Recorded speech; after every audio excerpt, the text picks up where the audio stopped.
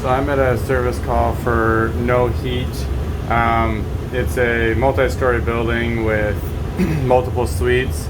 I was able to figure out which unit it was that took care of the suite.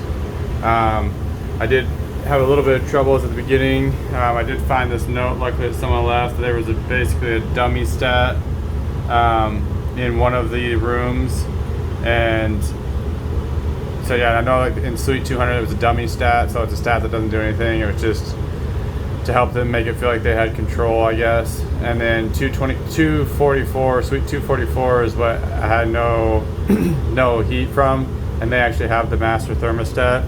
I got to the unit, and when I first got here, I got the panel off.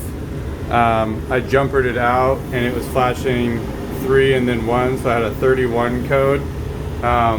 So I went to the Carrier breakdown, which is on the back side of the panel here, and let's see if I can get this to focus a little bit better.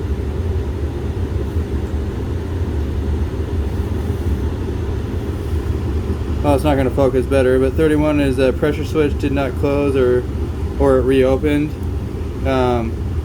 It's some of the issues. It says proper vent sizing, condensate pitch, vent restrictions or high wind, low inducer voltage, defective inducer motor or start capacitor, defective pressure switch or connections, or disconnected or obstructed pressure tubing. Another thing I've kind of found that hasn't listed is P-traps or the drain being plugged. In here, right here is one of the Carrier little accessories, part of the drain kit, and you got all these drain hoses tying into it. Since it's a 90%er, it creates condensation and water. When it goes in here, I have actually cut one of these open one time after it was plugged, and it had like this kind of almost like a thin little paper thin wall going down the middle, and it kind of went up and then down. It's kind of what it was in there to make like a little bit of a P-trap. And what I found on that one that was plugged, it just had film like gunked up all the way down and just plugged it up. So on this particular one, what I'll do sometimes is I'll take some of these hoses off on this end, on the further end. I'll actually blow through the tubing just to blow all the gunk through. This one is kind of set up nice to where I was able to take this, it's just like some rubber hosing that's kind of pushed into here, so I was able to put it into like a cup and blow all the junk out.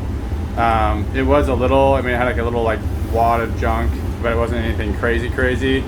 But after I blew out the drain, I jumpered it out again, and everything kicked on like it's supposed to. So I'm pretty certain that this had a plug drain. Also, some water had drained out. Usually you hear like a gurgling or like a siphoning kind of water backup.